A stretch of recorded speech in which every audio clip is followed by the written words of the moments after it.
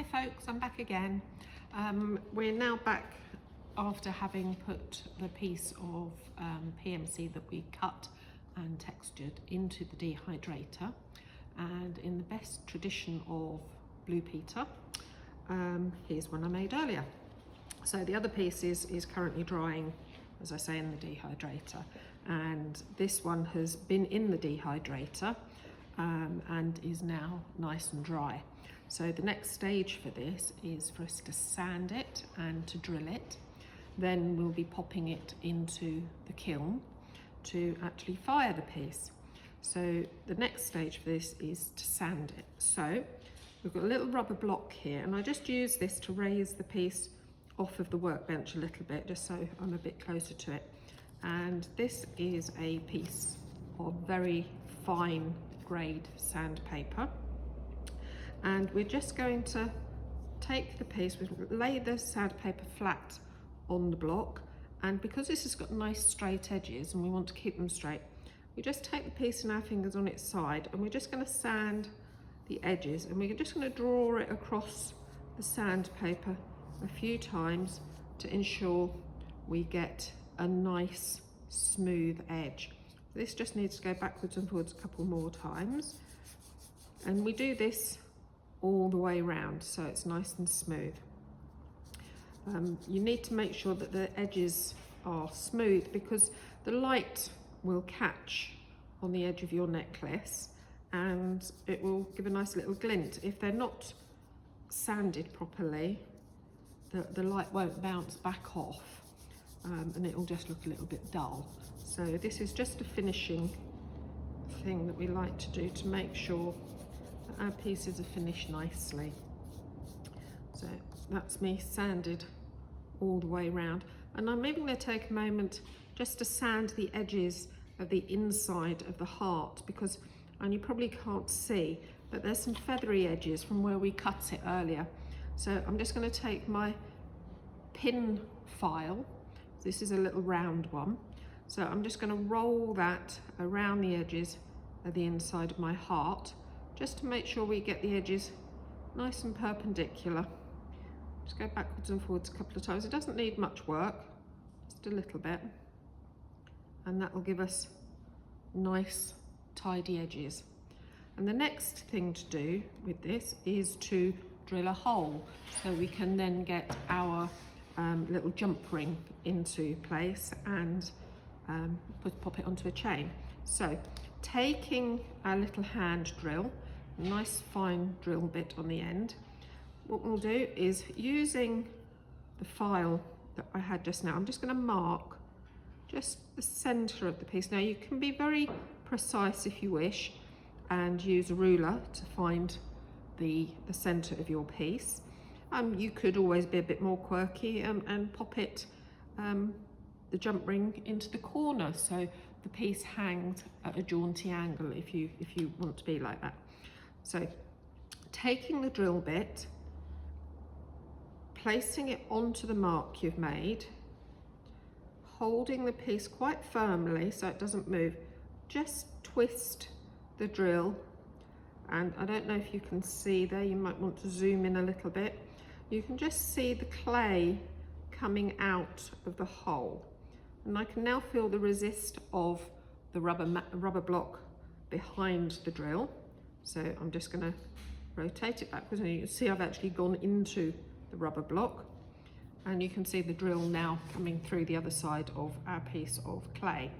So I'm just going to take that out, and using our round file, just twist into the hole just to tidy up those edges a little bit, similar way as we did with the little heart shape a moment ago.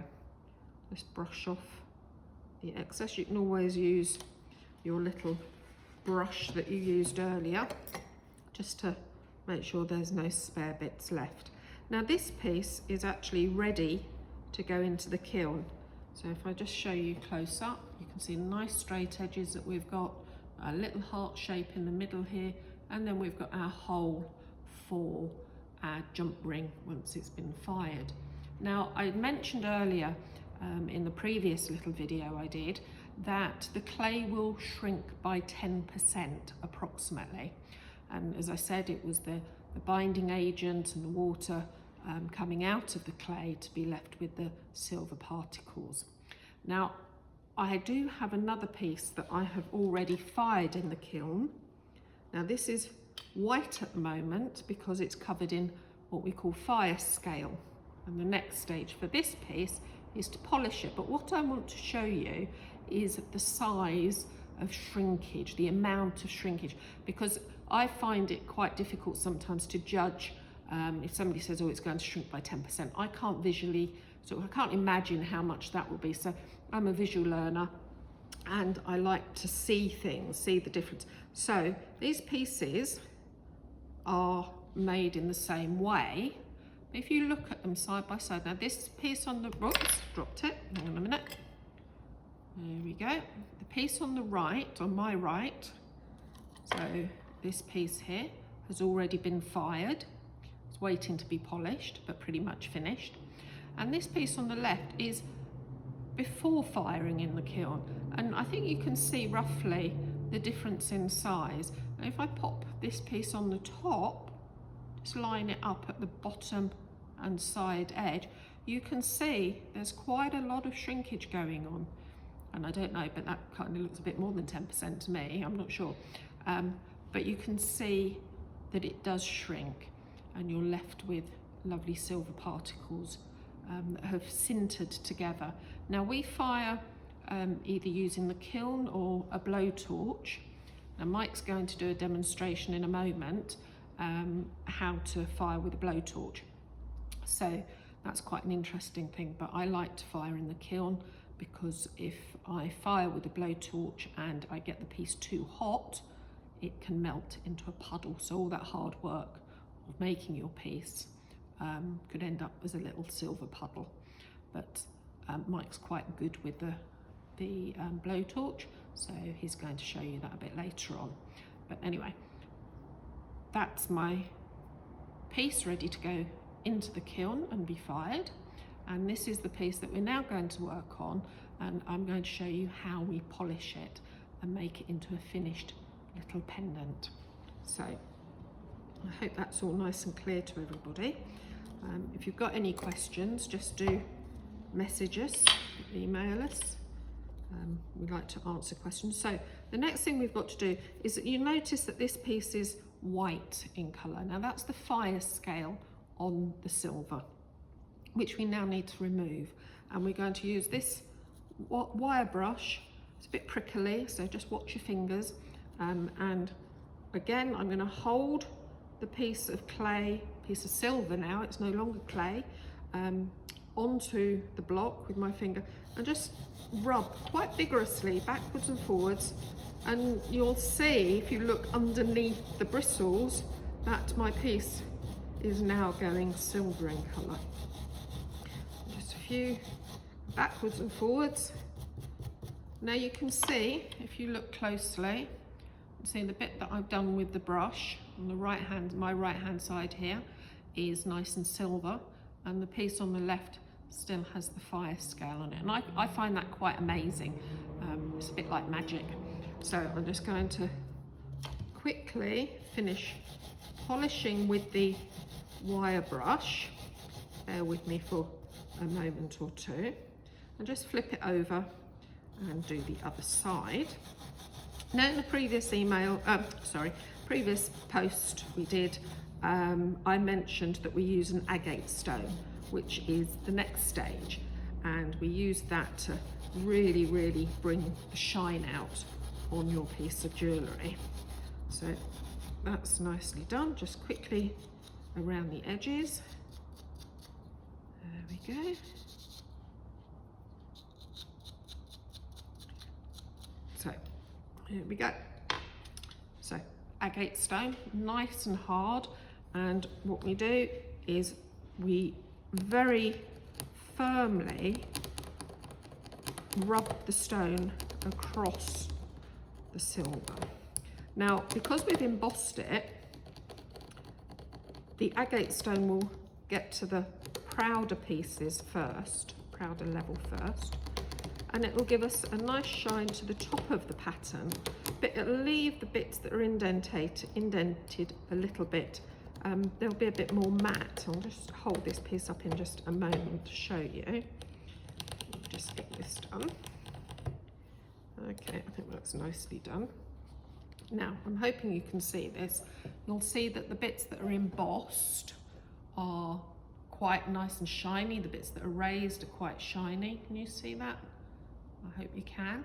And the bits that are further back are still a bit matte. Now, you could leave it like that if you wish. I think it looks quite nice, but I also like to have the whole thing shiny. So I'm going to bring it back down here, and using the very tip of the agate stone, I'm just going to go into those lines and shine it a little more so it's shiny all the way over. It does take a little bit of time. I'm just being quite quick here. I would normally take more time over this. I just want to give you an idea of what it is we would be doing on our classes. And then you just go around the edge with the agate stone.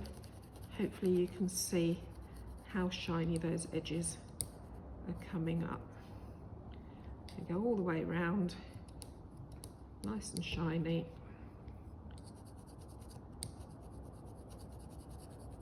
And there we have our little pendant. And there's one final thing to be done with this piece, and that is to add on a little jump ring. And I've got some jump rings here, and I always use sterling silver jump rings.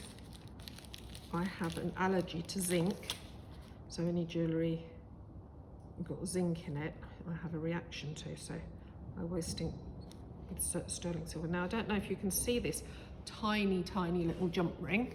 I'm just going to put that through the hole that we drilled earlier. So I'm just going to push it through and then pull it back together again. And that's our little jump ring in place. Now, I don't know if you noticed, but when I opened the jump ring, I twisted it. So let me get another one and I'll just show you. So this is our little jump ring and it's closed, okay? Now I need to open that to put it onto our piece of silver. So what we do is we don't open it like that, because if we did, it would form a weakness in the back of the jump ring. So what we do is we just twist it and open it like so. And you may already know this, but for those of you who don't, you twist it open. So it's like that. And then you twist it back. And that way it doesn't put any pressure or stress on the back of the jump ring. So once that's on, you can see there's the little pendant piece. Hope you like that. Now I'm going to quickly move out of the way and bring Mike in so he can quickly do a little fire demonstration for you. Back in a moment.